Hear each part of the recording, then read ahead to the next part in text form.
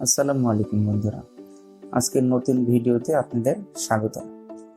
আজকের যে ভিডিওর বিষয় সেটি হচ্ছে সিমেন্ট গুদামজাতকরণ বা সংরক্ষণের জন্য কি কি বিষয় লক্ষ্য রাখবো তা নিয়ে। তাহলে চলুন ভিডিওটি শুরু করা যাক।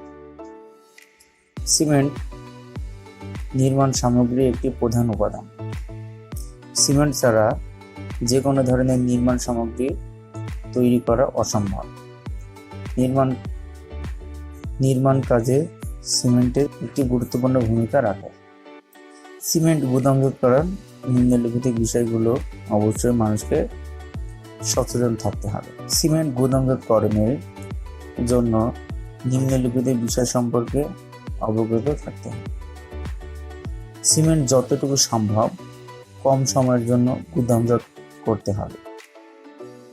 বর্ষাকালে সিমেন্ট গুদামজাত করা ঠিক নয়, তবে কার্যক্ষেত্রে যতটা কম সময়ে বর্ষাকালে সিমেন্ট গুদামজাত করা যায় ততই ভালো, না করতে পারলে আরো বেশি ভালো।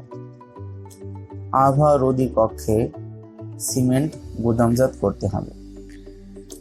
স্যাঁতসেঁতে গুদামে বা মেঝেতে সিমেন্ট গুদামজাত করা যাবে না।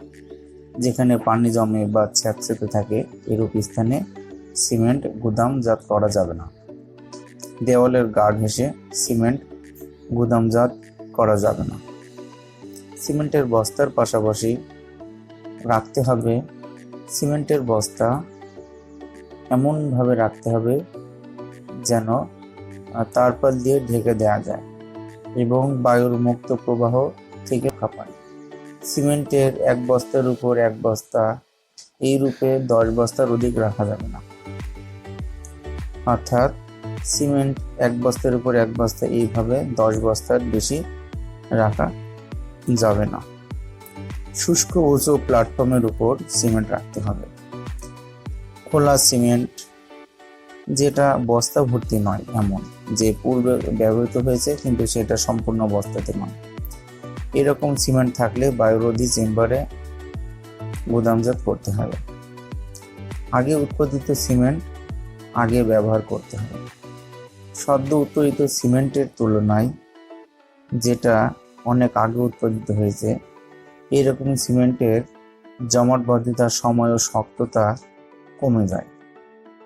3 মাস পর সিমেন্টের জমাটবদ্ধতা কমে যায় 2% এবং 6 মাস পর সিমেন্টের জমাটবদ্ধতা কমে যায় 5%। 1 বছর পূর্বে উৎপাদিত সিমেন্টের জমাটবদ্ধতা কমে যায় 40% এবং 2 বছরের আগে উৎপাদিত সিমেন্ট গুদামজাত করা ঠিক নয়। তবে এই রকম সিমেন্ট যদি ব্যবহার করা যায় তাহলে সিমেন্টের দুর্বলতা এবং শক্ততা হ্রাস পায়। তাই বলা যায় 2 বছরের ঊর্ধ্বে বা আগে উৎপাদিত সিমেন্টের শক্তি কমে যায় 50%। ধন্যবাদ আমাদের ভিডিওটির সাথে থাকার জন্য।